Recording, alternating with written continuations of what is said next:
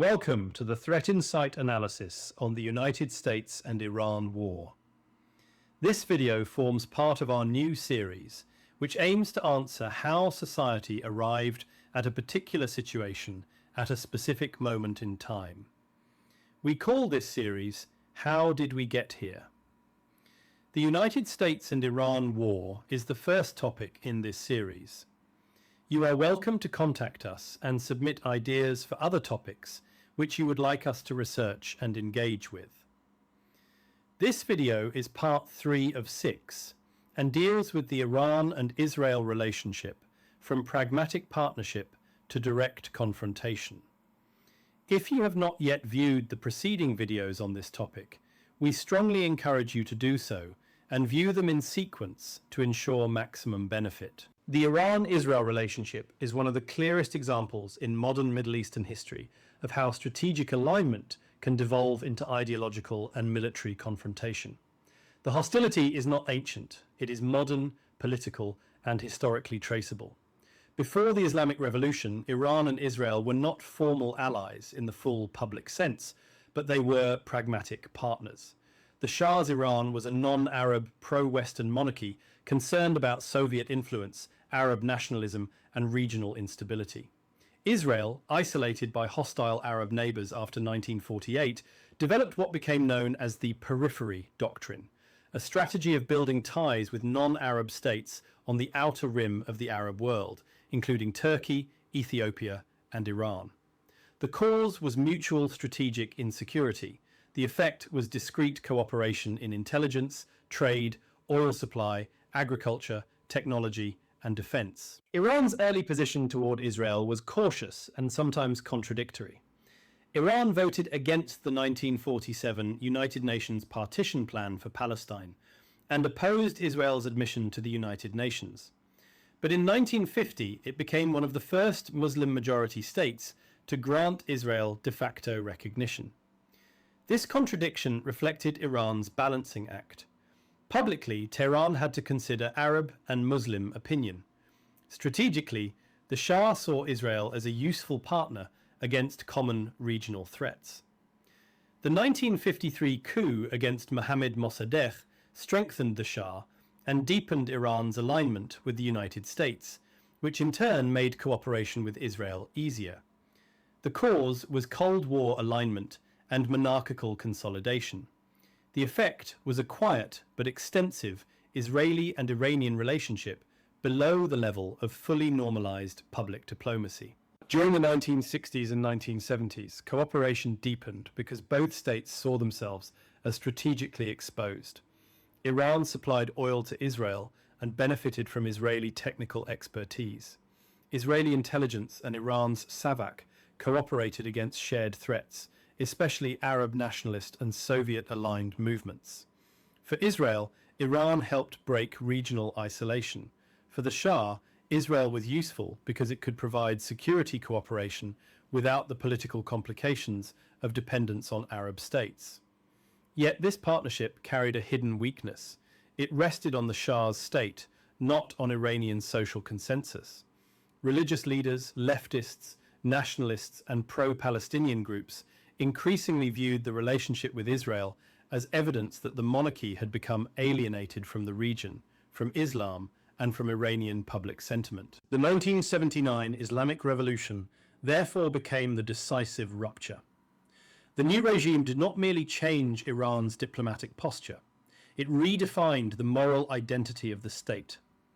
Israel was recast from strategic partner into ideological enemy, while the Palestinian cause became part of the Islamic Republic's revolutionary legitimacy. The Israeli mission in Tehran was closed and transferred to the Palestine Liberation Organization. The cause was revolutionary identity formation.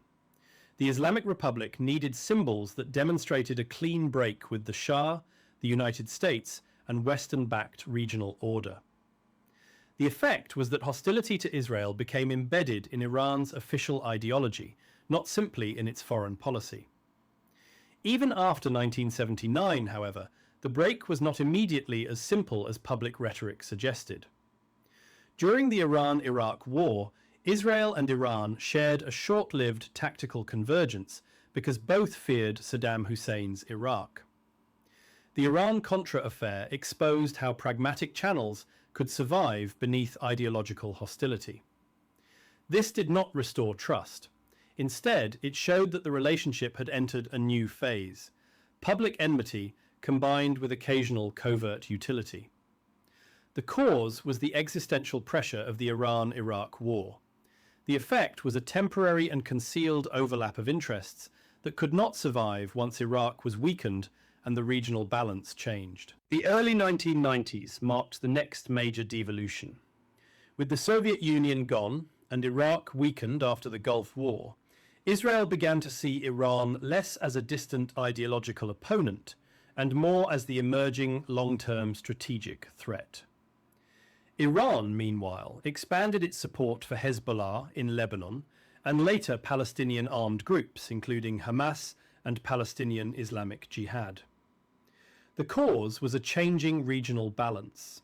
The old Arab state threats to Israel were weakened, while Iran's revolutionary network gained strategic value. The effect was the rise of a proxy conflict in which Israel confronted Iran not mainly on Iranian soil, but through Lebanon, Gaza, Syria, and regional militia networks. Hezbollah became the central instrument in this transformation.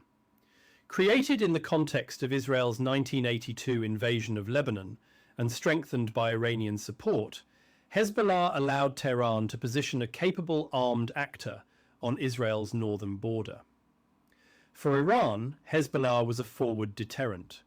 If Israel threatened Iran, Israel could face retaliation from Lebanon. For Israel, Hezbollah became proof that Iran was not merely hostile in rhetoric, but actively building a military ring around Israel. The cause was Iran's need for strategic depth and asymmetric deterrence. The effect was Israel's belief that the Iranian threat had to be disrupted beyond Iran's borders. The nuclear issue then moved the conflict from regional rivalry to existential perception. Iran argued that its nuclear program was a sovereign right and a symbol of technological independence. Israel argued that a nuclear-capable Islamic Republic, combined with hostile rhetoric and proxy encirclement, would create an unacceptable strategic threat. This produced the Shadow War: assassinations of Iranian nuclear scientists, sabotage, cyber operations such as the Stuxnet attack, intelligence penetrations, and Israeli strikes against Iranian-linked assets in Syria. The cause was the fear that Iran might acquire a nuclear threshold capability. The effect was an undeclared campaign to delay, disrupt, and deter Iran without triggering full-scale war. The Syrian civil war intensified the confrontation because Syria became the physical bridge between Iran and Hezbollah. Iran and the Islamic Revolutionary Guard Corps helped support the Assad government, while Israel repeatedly struck weapons transfers, Iranian facilities, and militia positions in Syria. Israel's logic was preventive. It wanted to stop Iran from entrenching near the Golan Heights and from upgrading Hezbollah's missile arsenal. Iran's logic was defensive and retaliatory. It viewed Syria as a necessary corridor for deterrence and as proof that its regional network could survive pressure. The cause was Iran's attempt to consolidate a land corridor to the Mediterranean. The effect was Israel's sustained campaign between wars to degrade Iranian capabilities before they could mature into a larger conflict. After the Hamas attack of October 7, 2023, and the Gaza war that followed, the conflict moved closer to open confrontation.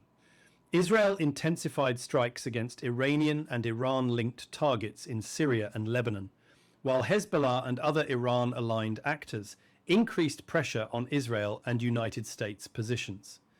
The April 2024 strike on the Iranian consular building in Damascus, which killed senior Iranian Revolutionary Guard personnel, became a turning point because Iran responded with a direct missile and drone attack on Israel. This was the first time the Islamic Republic directly attacked Israeli territory at that scale. The cause was Israel's willingness to target senior Iranian operational nodes. The effect was Iran's decision to step out from behind proxies and demonstrate direct retaliatory capacity. It is worth pausing here for a moment to gain a full appreciation of exactly what the Iranian retaliation of 13th and 14th of April 2024 truly meant. At a tactical level, Iran launched an unprecedented direct attack on Israel. It launched around 170 drones, 30 cruise missiles, and 120 ballistic missiles. An array of different technologies. Israel reported that its air defense systems were able to intercept around 99% of these, resulting in limited damage around the Nevatim airbase and only one civilian casualty. Its real value was strategic. Firstly, it signaled to Israel that Iran has the capability to fight a direct war, reach Israel territory, and could respond to Israeli escalation. This strategic shift was new for Israel. Secondly, Iran, based upon the diversity of armament used during the attack, clearly assessed the operational capability and limitations of its various military hardware. And thirdly, Iran assessed Israel's tactical response capability. All this allowed Iran to recalibrate and dynamically correct its hardware deficiencies. It was a turning point, and Iran was readying itself for a long and intense war. During President Trump's first term, it was very clear that he had Iran in his crosshairs. The reintroduction of severe oil sanctions and the United States withdrawal from the Joint Comprehensive Plan of Action, which was signed in 2015 under President Obama and supported by the United Kingdom, France, China, Russia, and Germany. It must be noted that between 2015, when the agreement was entered into, and 2018, when under President Trump the United States unilaterally withdrew from the agreement, Iran fully complied with the conditions of this nuclear deal, according to the International Atomic Energy Agency. Iran capped its uranium enrichment to 3.67%, well below the threshold for weapons-grade enrichment. It self-restricted its stockpile to 300 kilograms. Iran redesigned its Arak nuclear reactor to prevent the production of weapons-grade plutonium and permitted intrusive and continuous inspections by the International Atomic Energy Agency across its entire supply chain. The United States withdrawal signaled to Iran that the West cannot be trusted, as its unwillingness to honor existing agreements and negotiating good faith amendments to those agreements was clearly not present in the US withdrawal. When it became clear in 2024 that Iran might have to deal with the Trump administration a second time, Iran changes its posture from a passive stance to something more proactive, yet not aggressive. The migration from limited proxy pressure to state-on-state retaliation redefined Iran's relationship with its neighbors, Israel and the United States. Iran also identified that the effectiveness of Israeli defense depended on a multinational coalition, including the United States, United Kingdom, France, Jordan, Saudi Arabia, and the United Arab Emirates, providing intelligence as means of readiness and detection, while its interception capability is heavily reliant on expensive United States-produced missiles. Iran also learned that ballistic missiles provided Iran with the most effective penetration capability, while a diversity of flooding the airspace with drones and cruise missiles overwhelm air defense systems, improving its ballistic missile efficiency. The message to Israel was clear. Iran is both willing and capable to enter a state-on-state confrontation. More importantly, it demonstrated to Israel the efficiency of its saturation attacks and the vulnerability Israel's defenses have. It, furthermore, highlighted the cost of exchange problem faced by Israel. The financial cost of Israel's offensive and defensive actions was disproportionate to Iran's attack and defense cost. By using cheaper drones and missiles, Iran could, in a very short space of time, leave Israel vulnerable by depleting Israel's defensive capability. The relationship had therefore devolved through distinct stages: discrete partnership, revolutionary rupture, proxy confrontation, shadow war, and direct exchange. Each stage was caused by a shift in regional structure or regime identity. Under the Shah, shared insecurity produced cooperation. After 1979, revolutionary ideology produced hostility. After Iraq's weakening, Iran's proxy network produced Israeli threat perception. After the nuclear dispute intensified, covert action became the preferred method of containment. After 2023, the Gaza war and the targeting of Iranian nodes made proxy management insufficient and direct retaliation more likely. The forecast lesson is that Iran and Israel are now locked in a security dilemma in which defensive moves by one side are interpreted as offensive preparation by the other. Iran calls Hezbollah, Hamas, Iraqi militias, the Houthis, missiles and drones deterrents against Israeli and American attack. Israel calls the same network encirclement and strategic strangulation. Israel calls assassinations, cyber operations and preventive strikes necessary disruption. Iran calls them aggression and justification for retaliation. The effect is cumulative escalation. Every action taken to improve security makes the other side feel less secure and more willing to act first.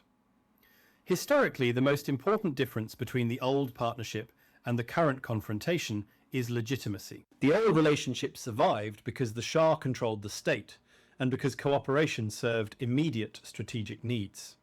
It collapsed because it lacked deep domestic legitimacy inside Iran and became associated with foreign dependency and betrayal of the Palestinian cause. The current hostility survives because it serves the legitimacy needs of the Islamic Republic and the security doctrine of Israel. For Iran, opposition to Israel helps sustain revolutionary identity and regional influence. For Israel, containing Iran has become central to national security doctrine. Until one of those legitimacy structures changes, the relationship is unlikely to return to normal diplomacy. The more probable outcome is managed hostility punctuated by direct flare-ups, proxy escalation, and covert campaigns, unless a broader regional settlement or internal political transformation changes the incentives on either side. This is the end of part 3. If this briefing helped you read the signs a little earlier and see the road a little more clearly, give us a like and click the bell icon so that you are informed when we post new risk assessments, situational reports, and socio-economic or political reviews. If you want to find out how Threat Insight can assist your organisation with real-time and credible risk intelligence to help you navigate the complexity of the present instability, please reach out to our business development team, who is eager to assist.